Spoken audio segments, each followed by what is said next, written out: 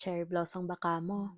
Meron din yan dito, sa UK. At dahil nga wala kaming pasok at maganda ang panahon, namasyal kami sa Harris Garden kung saan may mga cherry blossoms. Nasa loob ito ng isang universidad dito malapit sa amin.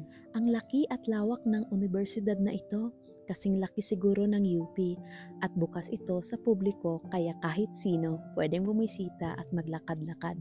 Hindi pa lahat ng cherry blossoms ay namulaklak na kasi kakasimula pa lang ng spring, pero may mga mangilan-ngilan na.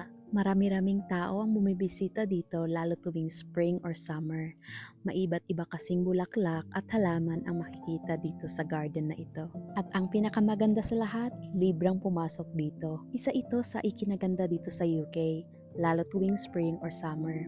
Di mo na kailangan gumastos para mamasyal or makapag-relax. Napakarami kasing parks or gardens ang pwede mong bisitahin at pasyalan ng libre.